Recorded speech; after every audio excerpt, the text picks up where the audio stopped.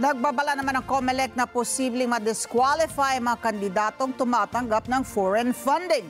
Samantala, inamin naman ng COMELEC na tumitindi pa ang disinformation campaign para isabotahe ang halalan gaya na lang po ng pagkakapakalat na May 10 idaraos ang midterm elections at hindi sa May 12. Mean Corvera sa balitang yan. Iniimbestigahan na ng National Security Council ang mga ulat na may mga kandidato ngayon na umano'y pinupondohan ng ilang foreign countries kabilang na ang China.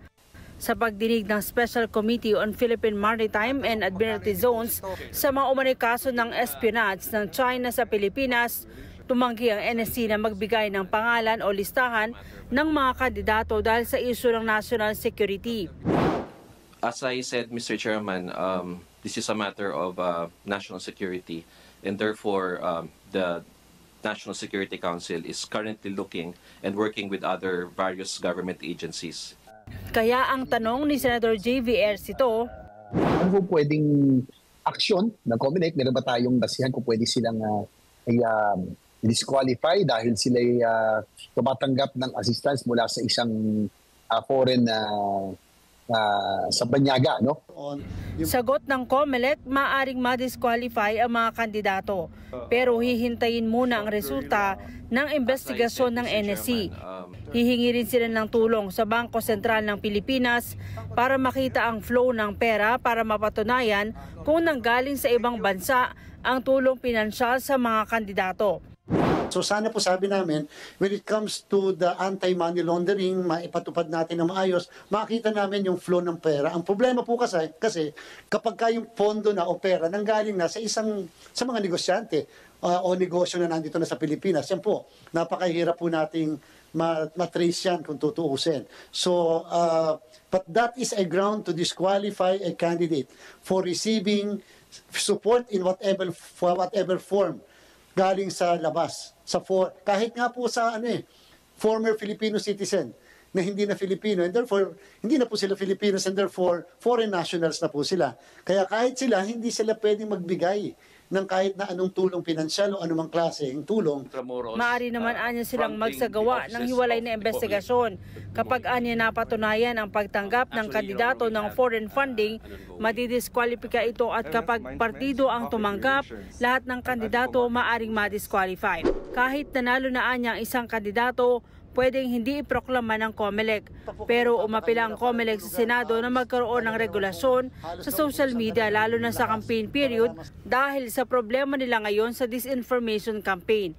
Isang linggo anya bago ang eleksyon sa Lunes, mas tumindi pa ang disinformation campaign at operasyon ng mga troll farms para isabotahe ang halalan. Pinakabago sa mga ipinapakalat ngayon ang maling impormasyon na inilipat na raw ang eleksyon sa May 10 sa halip na sa May 12. May lumabas na naman nga na ang sinasabi sa May 10 na raw po eleksyon, di na May 12 dahil sobrang init ng araw sa May 12. Isipin niyo po yun. Tapos sinasabi ng isang linggo na hindi makakaboto pagka walang national ID. Hindi naman lahat nag-apply ng national ID.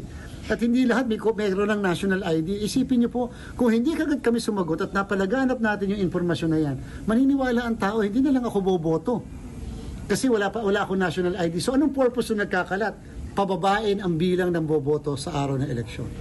Aabot na rin anya sa 3 milyon ang ginagawang pagtatangka para i-hack ang precinct finder ng COMELEC, pero lahat ito ay nabigo. Kahit may mga nahuli na rin anyang hinihinalang Chinese spy, tiniyak ni Garcia na walang election data na nakokompromiso. Election data sa main office ng Commission, 100% sure po kami sa bagay na yan. Nasa ibang lugar po ang election data para sa 2025. So ang gamit nilang equipment, hindi po pangkuha ng data. Ang gamit nilang equipment, pangkuha ng mga text, pangkuha ng mga number. So siguro gusto nila makuha yung mga number, yung conversations, gusto nila mapakinggan, o at the same time makita yung mga text messaging, etc. Siguro plano nilang gamitin as against one person, as against one individual, o gusto nilang makita kung ano yung mga proseso na pinag-uusapan namin patungkol sa halalan. This committee hearing is hereby adjourned.